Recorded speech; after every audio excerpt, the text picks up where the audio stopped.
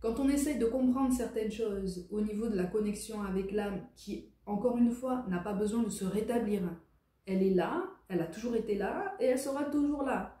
Quand on essaie de travailler en fait sur ce genre de piste qui te dévie complètement du chemin principal en fait de ton existence, tu perds de vue l'écoute de ton intuition, tu perds de vue l'écoute de tes émotions, tu perds de vue cette capacité qu'on peut tous avoir à prendre du recul petit à petit, avec bienveillance, avec souplesse, au fur et à mesure qu'on avance sur notre chemin, dans notre vie, dans nos relations, dans même nos relations avec nous-mêmes.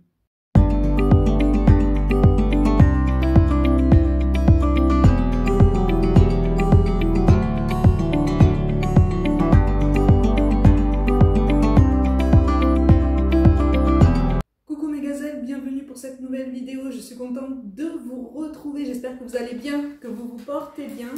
Bon, il faut qu'on parle. Il faut qu'on parle parce que j'entends des choses passer sur les réseaux, autour de moi aussi, dans les conversations que je peux entendre, que je peux recevoir, avec lesquelles je me pose quand même énormément de questions. On va parler alignement avec l'âme. Alors déjà, dans un premier temps, je pense que tu as déjà dû entendre que tu n'étais peut-être pas aligné avec ton âme. Donc à partir du moment où tu as commencé à entendre ça, moi j'aimerais bien savoir ce que tu as pu comprendre quand quelqu'un t'a dit que tu n'étais pas aligné avec ton âme. Ça veut dire quoi concrètement pour toi? Parce que je trouve quand même qu'on est au-delà d'un simple abus de langage. Je vais t'expliquer un petit peu pourquoi, puis j'aimerais bien en commentaire que tu me donnes un petit peu ton avis pour voir à quel point tu te trouves sur ton parcours et au niveau de ta réflexion personnelle. À mon sens, par rapport à mes expériences personnelles, par rapport à toutes les guidances que je peux vous fournir, tant générales que personnelles, on ne peut pas ne pas être aligné avec son âme. On ne peut pas être en désaccord avec son âme. N'oublie pas d'où on vient. On vient de ce qu'on appelle la source, d'accord? Donc on vient de là-haut, moi j'appelle ça là-haut, d'accord? On vient d'une seule et même source. Notre âme, elle sait par essence tout ce qu'on est en train de vivre, tout ce qu'on est en train d'expérimenter. Elle sait les points les plus importants, les points les plus significatifs de notre parcours de vie, de notre incarnation. N'oublie pas, nous sommes une âme, tu es une âme unique, individuelle, qui s'est incarnée dans un corps, dans une enveloppe corporelle, sur cette planète, pour vivre la vie que tu mènes et pour apprendre ce que tu es en train d'apprendre ou d'expérimenter. Donc pourquoi est-ce que, à un moment donné de ta vie, tu ne serais pas aligné avec ton âme, étant donné qu'elle sait déjà le chemin que tu vas prendre? Elle sait déjà les grandes voies, les grandes étapes que tu es en train de traverser et que tu es sur le point de traverser.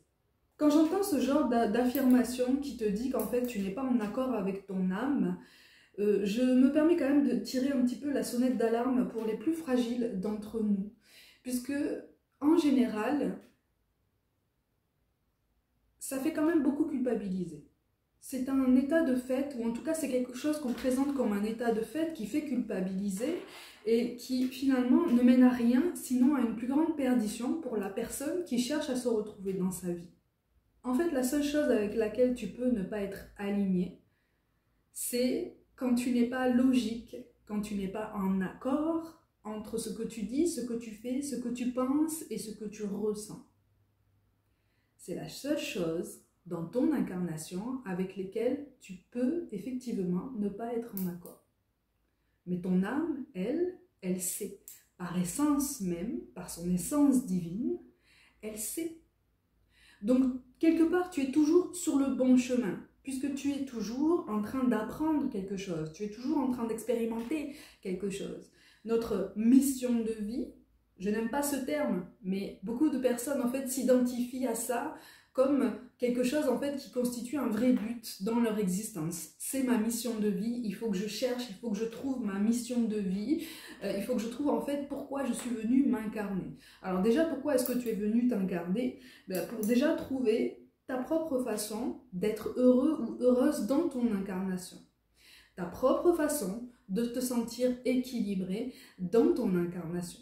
Ça ne veut pas forcément dire trouver une profession vraiment particulière, ça ne veut pas forcément dire aider forcément les autres, ça ne veut pas forcément dire développer des capacités intellectuelles ou paranormales vraiment particulières, même si tu es prédisposé, même si on est tous prédisposés à ça. Ça veut dire simplement vivre et être conscient de notre état d'être.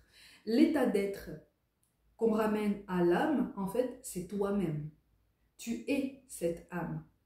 On ne possède pas une âme, on incarne une âme. On est cette âme. Donc tu ne peux pas être en désaccord avec ce que tu es par essence.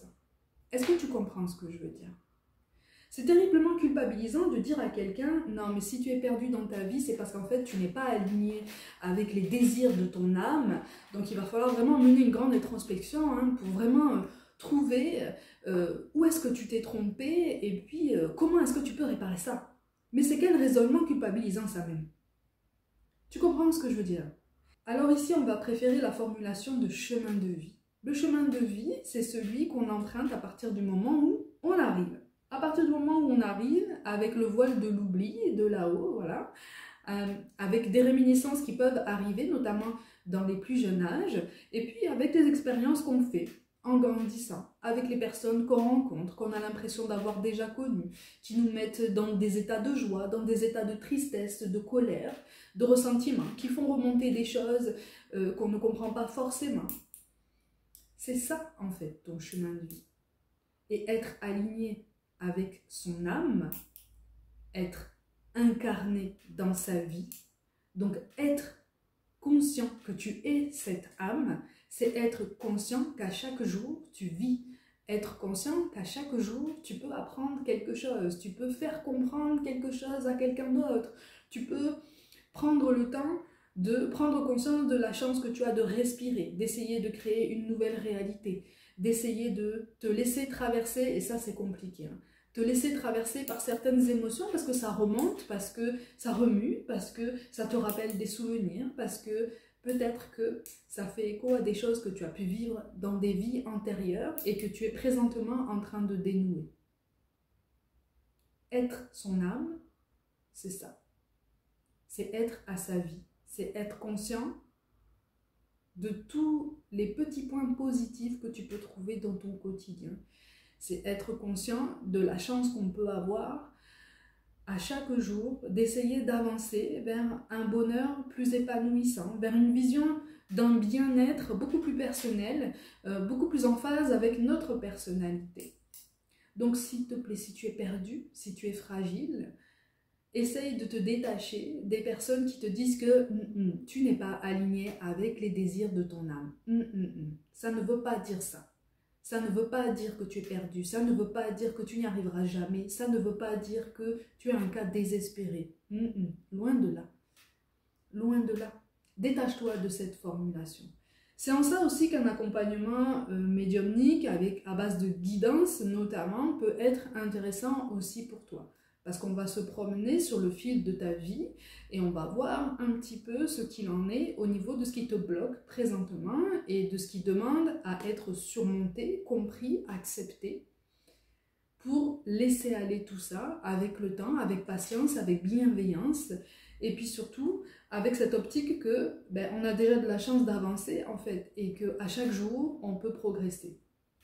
Même si à chaque jour on peut douter, c'est tout à fait normal, on reste des êtres humains. Mais s'il te plaît, essaye de ne pas te perdre dans cette idée que ton âme n'est pas en accord ou que tu dois culpabiliser parce que ce que tu as fait n'est pas en accord avec ton âme, donc c'est pour ça qu'en fait tu ne te sens pas bien dans ta vie.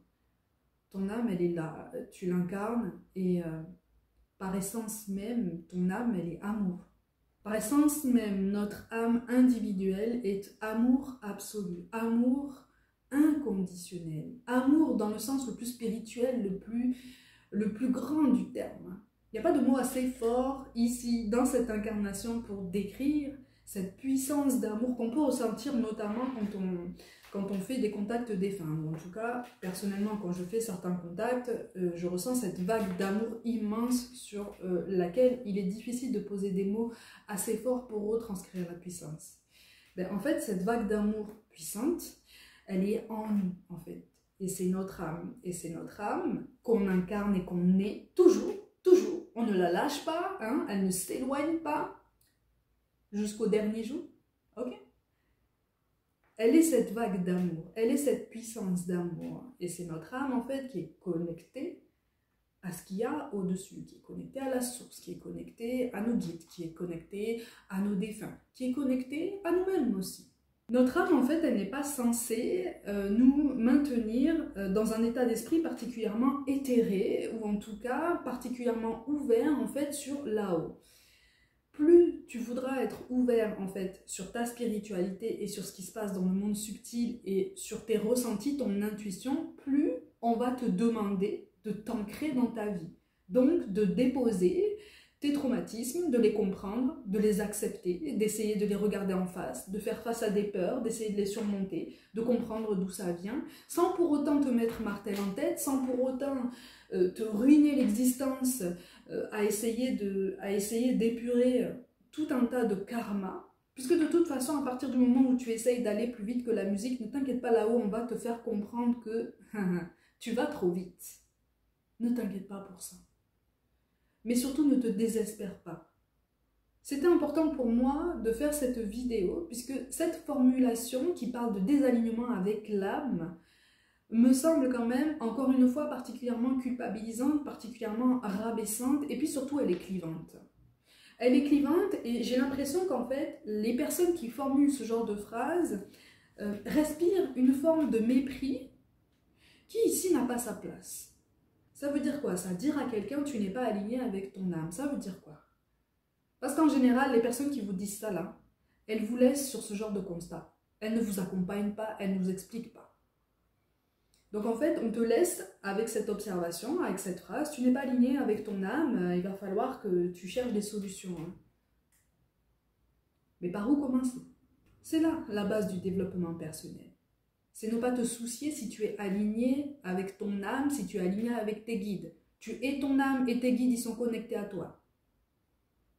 C'est un fait, c'est un état de fait, c'est l'état d'amour dans lequel on est.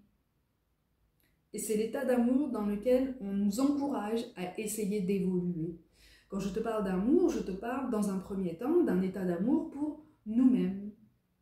Et une des premières choses qu'on peut mettre en place pour cette fameuse démarche d'état d'amour pour nous-mêmes, en fait, c'est d'arrêter de culpabiliser et arrêter, en fait, d'essayer de porter des fardeaux qui n'en sont pas. On en a bien assez. On arrive déjà avec des expériences du passé, de vies antérieures, de multiples vies antérieures, de nœuds karmiques individuels, avec certaines personnes qu'on rencontre à nouveau dans une autre vie, parce qu'on doit régler certaines choses, parce qu'on doit comprendre, parce qu'il faut les vivre aussi. Mais si tu es trop attaché à ce côté très spirituel et très éthéré, tu risques de passer à côté de ce qui se passe réellement en face de toi. Et puis aussi ce qui se passe réellement en toi-même. Quand on essaye de comprendre certaines choses au niveau de la connexion avec l'âme, qui, encore une fois, n'a pas besoin de se rétablir, elle est là, elle a toujours été là, et elle sera toujours là.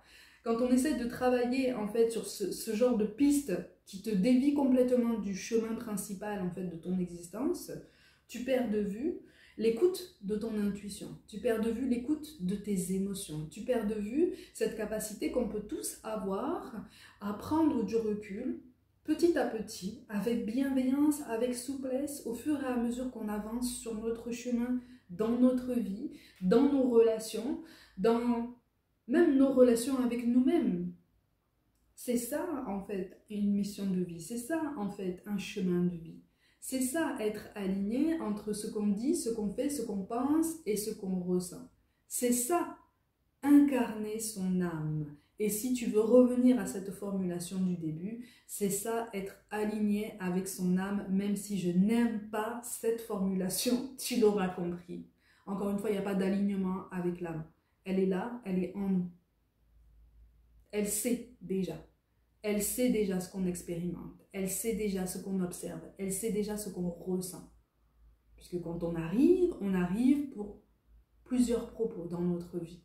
Donc elle est là en fait. À partir du moment où on commence à se perdre dans des réflexions, dans des calculs, dans des introspections ultra douloureuses, mais surtout ultra culpabilisantes, hein, ce genre d'introspection dont je te parlais tout à l'heure, on perd de vue que notre âme, justement, elle ne te fait pas culpabiliser, elle est simplement en train de prendre des notes. De façon très symbolique, elle est en train de prendre des notes. Elle est en train de comprendre certaines choses, elle est en train de ressentir, elle est en train de capter des énergies, elle est en train de voir, de percevoir, elle est en train de renvoyer aussi les énergies qu'elle reçoit, les énergies qu'elle est en train de créer. Parce que tu crées toujours tes énergies à chaque jour, c'est très variable, hein, c'est très variable puisque tout dépend de notre humeur, de notre forme générale, de notre état énergétique, de notre état nerveux, de notre équilibre hormonal, homme ou femme, hein, ça compte énormément. Tout dépend aussi de notre capacité à l'instant T à faire face à certaines choses qui potentiellement nous font peur ou réveillent en nous des douleurs. Mais inutile de culpabiliser avec ce genre de formulation si tu tombes sur ça. À l'ère des réseaux sociaux, il me semble quand même assez important d'essayer de désacraliser certaines choses et c'est pour ça en fait que je sais que cette vidéo parlera à tous ceux qui se sont déjà posé la question et tous ceux qui ont déjà culpabilisé et qui se sont sentis fort petits par rapport à ce genre de constat qu'on amène comme ça devant nous sans trop d'explications, ou alors quand il y a explication c'est quand même très sibyllin, hein, comprendra qui pourra, et puis on envoie ça comme une bouteille à la mer, et puis chacun est censé se débrouiller comme il peut. Non, ça ne fonctionne pas comme ça. Si ça fonctionnait comme ça, on ne serait pas tous interconnectés, d'accord? On ne serait pas tous connectés et les énergies ne circuleraient pas. Il n'y aurait pas d'échange, il n'y aurait pas de création d'égrégore, il n'y aurait pas de création d'une belle puissance d'amour. Il n'y aurait pas tout ça. Et là, pour le coup, effectivement, oui, on serait tous perdus. Mais comme je te le dis toujours, on est tous connectés. Donne-toi du temps pour essayer de comprendre ça, pour essayer de l'accepter, et puis surtout pour essayer de laisser aller un potentiel poids que tu as endossé sur les épaules avec ce genre de constat particulièrement flou, en fait, et qui finalement ne t'aidait pas à comprendre ce qui se passait dans ta vie. Ce que tu expérimentes actuellement dans ta vie, là, aujourd'hui, ça fait partie de ton chemin, ça fait partie de ton cheminement, ça fait partie de ton évolution. Surtout, n'oublie pas, ça fait partie de tes progrès. C'est pas de la démagogie, hein, c'est vraiment ça. J'essaie de t'exposer une façon de percevoir ton existence, une façon de percevoir ton incarnation beaucoup plus bienveillante, beaucoup plus ouverte et aussi beaucoup plus consciente que tu peux créer pas mal de choses dans ton incarnation, vraiment de façon vraiment concrète. Donc tu peux t'ancrer davantage, tu peux prendre des initiatives, tu peux faire des choix, tu peux essayer de t'ouvrir, tu peux essayer. C'est vraiment un terme en fait. Tu peux essayer. Ton âme, pendant ce temps, elle prend des notes. J'aime bien t'exposer ce genre d'image puisque je suis persuadée que ça va t'aider à comprendre toutes les fluctuations qu'on est en train de vivre, surtout en ce moment, mais de toute façon depuis notre premier jour. Notre âme, elle prend des notes à chaque jour. Au fur et à mesure de nos choix, de nos pérégrinations, elle prend des notes, elle accumule, ne t'inquiète pas pour ça. C'est pour ça que je te dis que quand certaines choses doivent faire sens, elles font sens au moment voulu. Tu comprends? C'est quand tu prends du recul, que tu écoutes à nouveau tes émotions, tes ressentis, et que tu te dis « Ah, mais en fait, oui, effectivement, le puzzle commence à s'assembler et je commence à comprendre ce qui se passe en moi, ce qui se passe autour de moi. » Donc ne t'inquiète pas, ton âme, tu l'incarnes, tu es cette âme. Et ne t'inquiète pas qu'elle est belle, ne t'inquiète pas qu'elle est puissante. Et ton potentiel, il est incroyable. Notre potentiel à nous tous est incroyable. Et c'est surtout ça dont on devrait se souvenir à chaque jour. C'est surtout ce genre de rappel qu'on devrait pouvoir se mettre en place à chaque jour pour chacun d'entre nous. Notre potentiel est incroyable. Les seules barrières qu'on se pose, c'est celles qu'on choisit de se poser ou celles qu'on choisit de percevoir comme telles. Donc ton âme n'a pas à souffrir, ton âme n'a pas à pleurer pour se purifier, ton âme n'a pas à subir tout un tas de culpabilisation, tout un tas d'accusations pour se purifier de tout un tas de choses. Non, ton âme, elle est là, elle sait, et en fait, C'est ton incarnation qui te fait comprendre certaines choses. Cette dissociation avec l'âme est, je pense, une mauvaise vision de la spiritualité, ou en tout cas une vision qui n'amène pas à une spiritualité saine, une vision qui n'amène pas à une plus grande confiance en soi et un plus grand confort dans sa vie. À partir du moment où tu comprends ta connexion directe avec ton âme, puisque tu l'es, déjà tu reprends ton pouvoir. Déjà tu reprends ton pouvoir et ça peut t'aider à prendre du recul par rapport à ce que tu vis, ça peut t'aider aussi à prendre du recul aussi par rapport à tous les messages que tu peux recevoir en guidance personnelle comme en guidance générale qui résonnent mais qui pour l'instant ne font pas forcément sens complètement à l'instant T. C'est tout à fait normal. Nous, on te donne des clés en fait, surtout en guidance personnelle, on te donne des clés, on te donne des indices, on te donne des pistes à explorer. À toi de voir si tu choisis d'expérimenter ça maintenant ou un peu plus tard. À toi de voir, tu as le choix. Mais tu es toujours aligné avec ta vie. Ne t'inquiète pas pour ça. Tu es toujours aligné avec ton essence divine. Il n'y a pas de dissociation. Ne t'inquiète pas pour ça. Ok? Comme d'habitude, mes gazelles, prenez soin de vous, croyez en vous pour toute guidance personnelle. Mon mail et mon site internet sont mentionnés. Je vous envoie tout mon soutien. J'espère que cette vidéo vous aura aidé et puis je vous dis à très vite.